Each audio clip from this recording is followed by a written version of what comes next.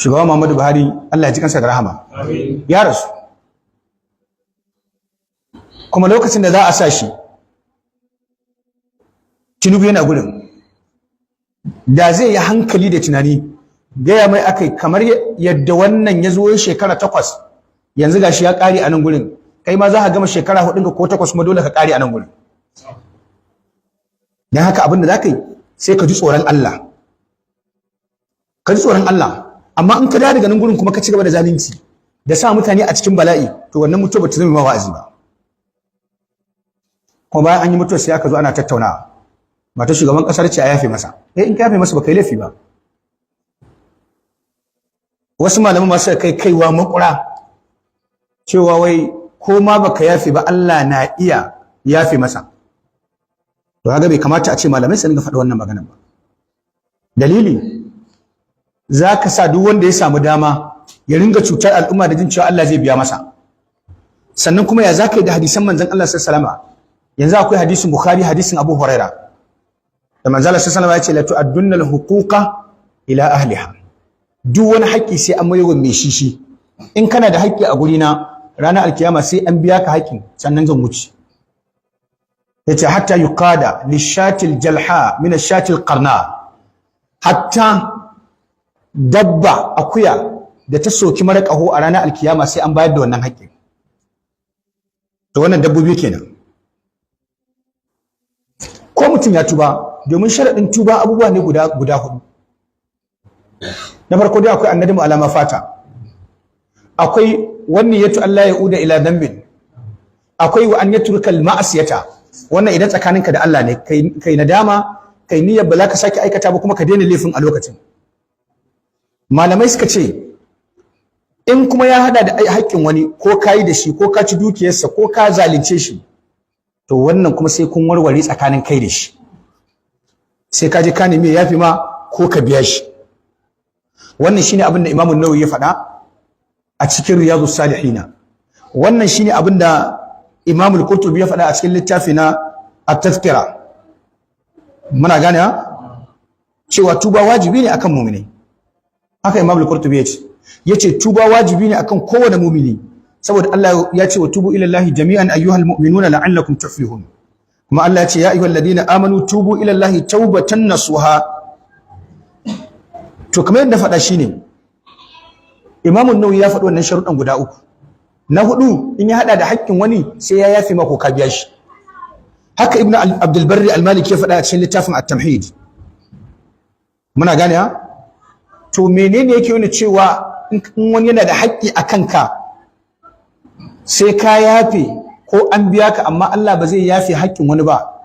Ba ana nufin Allah bai da ikon yafe haƙƙin wani ba. Bari mu tambaye ku. Allah bai da ikon yayi annabi dan Najeriya? Zai iya ko ba zai iya ba? Zai iya. Amma zai yi? Ba zai ba. Ai la nabiyya ba'di, bayan annabi ba wani annabi. Amma Allah zai iya yi. To Allah zai iya yafe ma haƙƙin wani, amma kuma shi yace ba zai ba. Dan manzo Allah sallama ya faɗa ga hadisin Abu Hurairah ne, hadisin Bukhari. Manzo Allah ya ce man kanat lahu madlamatun li akhihi min 'abdihi aw shay'in. Duk wanda yake da ya zalunci wani dan uwan sai kasance akwai wani abu da ya zalunta na dan uwansa musulmi, shin mutuncin sa ne ko wani abu, falyatahallalhu minhu al-yawma, to ya warware a wannan ranar. Ma'ana anan duniya kenan. Qabla an la yakuna dinarun wala dirham, tun kafin aje ranar da babu dinari babu dirham. In kana lahu amalun salihun, in bawa ya kasance yana da aiki nagari, ukhidha minhu bi qadri madlamati, sai a dauka gurgudan zaluncin da ka masa. Misali, Al-Amin yana bin bawan Allah nan naira 100,000. Muna gane ha? Sai ya hana shi kuma yana da halin biya. Sai ya mutu, in an je lahira za a ɗebi ladan wannan gwargwadon darajar 100,000 a ba Al-Amin. Da haka za a aure a ranar alkiyama. Da Allah muna gane ha? Da haka za a aure a ranar alkiyama. Wa in lam takul lahu hasanatun ukhidha min sayyiati sahibihi fa humila alai. To sai zama wannan bawan Allah da ya zalunci Al-Amin 100,000 bai da wani lada, to ya za a yi? Sai a ɗebo zanubin Al-Amin gwargwadon na 100,000 sai a ƙara lafta wannan. Da haka za a biya.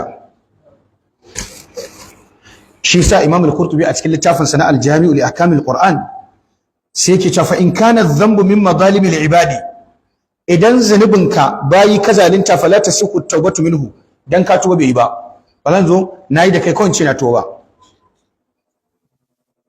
A zuwa samu ne sace ma waya kawai zai ce ya tuba shikenan wai ka ta tafi a banza. Allah bai wannan ba. Da Allah mun gane? Kuna makaranta daya ka je kan kwanar wani ka sace mai abinci bayan duk kun balaga ka ce wai kana tuba wai annan abincin ya tafi a banza. A Imam al-Qurtubi yace illa bi raddihi ila sahibihi, sai ka bayar wa mai haƙƙi haƙƙinsa wal khuruj anhu, ka fita daga wannan abin da kai na cuta.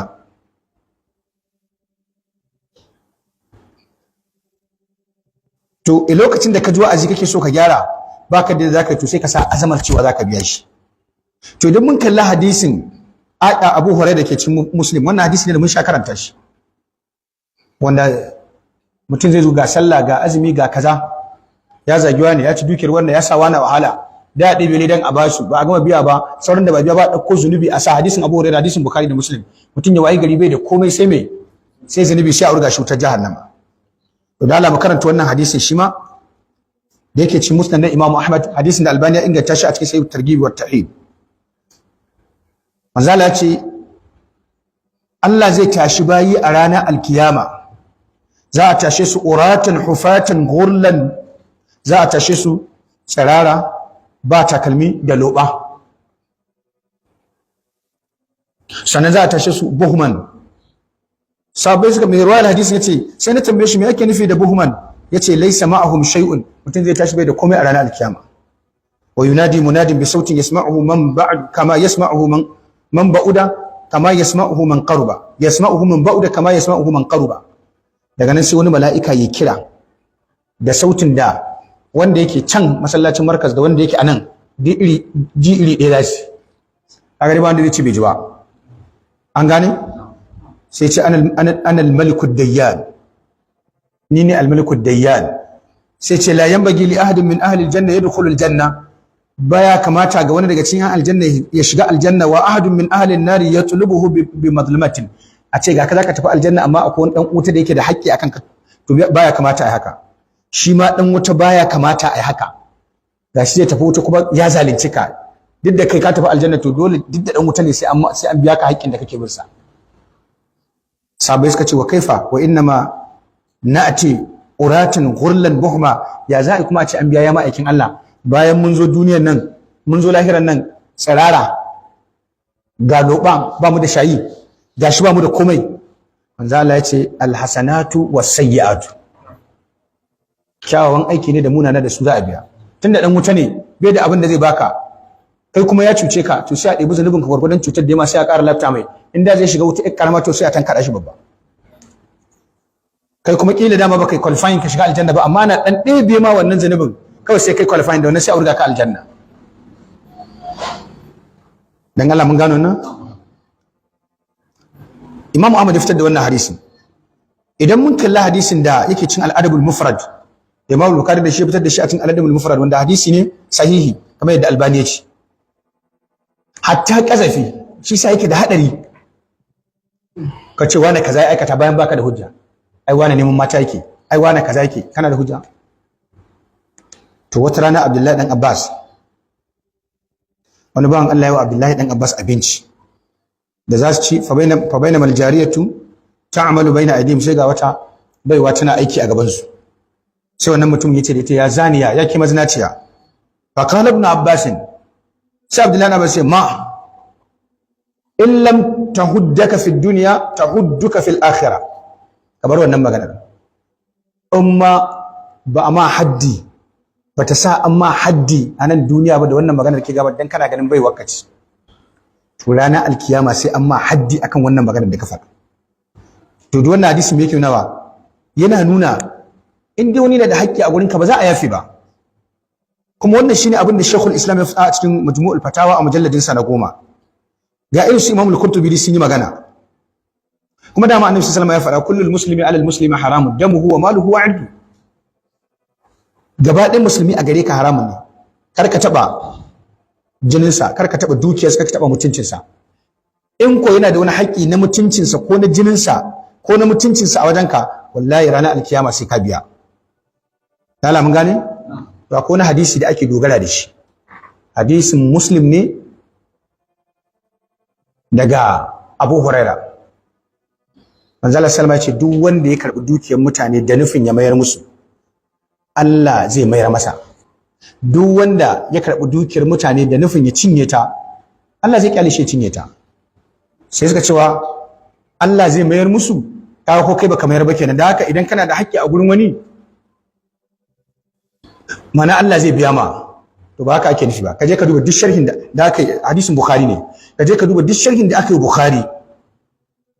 Zaga abin da suke cewa anan ana magana ne niyya mai kyau da niyya mara kyau. Wannan da ya karɓi bashi, niyyarsa da damuwarsa shine ya biya. To malamai suka ce Allah zai biya masa ta hanya biyu. Ko dai tun a duniya Allah ya hore masa ya biya saboda kyakkyawan niyyarsa. Ko kuma Allah madaukakin sarki in ya gogormaya a duniya ya bayar ba, in ya je lahira Allah ya biya masa. Amma ana magana bashi ko rance ko wani haƙƙi da ka karɓe shi ta hanyar shari'a ba ta hanyar zalunci ba. Haka wanda Allah ba zai taimaka masa din ya bayar ba, ko dai Allah ya hana shi abin da zai biya anan, ko kuma in har ya je lahira bai biya can Allah ya ki biya masa. Da haka wannan baya magana akan haƙƙin da ka karɓa na wanka ta hanyar haram, kamar kwacen waya, kamar faɗan daba, kamar kidnapping, kamar fashi, kamar a sa mutum a kujerar gwamnati, shugaban ƙasa ko gwamna ko ciyaman ko ma wace irin kujera, ka saci dukiyar al'umma wai ka ce zaka je lahira Allah biya ma, wallahi Allah ba zai biya ba. Kuma sai ka biya mutane. Sai ka biya mutane. Waccan fatawar da take cewa wai Allah zai biya ma, wannan fatawar ba gaskiya bace. Domin ta saba nassin alqur'ani, ta saba nassin hadisi. To kila sai ce wannan ayar inna Allah la yaghfiru an yushraka bihi wa yaghfiru ma duna dhalika liman yasha. Allah baya yafe wanda ya mutu yana shirka, amma koma bayan shirka to Allah madaukin sarki na iya yafewa, amma liman yasha ga wanda ya ga dama. To waye ce shugabannin Najeriya da suke zalunci da son zuciya suna daga cikin man yasha'u? Allah na goyon bayan azalimi ne? Muna gane ha? Dan haka abin da ya kamata 'yan Najeriya su yi wa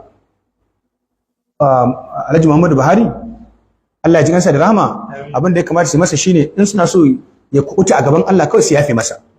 In har ya zalunce su yafe masa. Amma in har ya zalunce su, ya tabbata cewa ya zalunce su, ko ba su yafe ba, wallahi sai ya biya a ranar alkiyama. Kuma haka duk shugabannin Najeriya sai sun biya. Duk wanda ya zalunci sai ya biya. Na kar wani ya zo ya fatawa, ya faɗo wani abu ba daidai ba. Mu nan mun ja aya, mun ja hadisi. Ayoyin da hadisan da suka dogara da su mun yi bayani akan su. Wannan kuma ce fatawa ta gaskiya. Allah ta'ala ya tsare mu.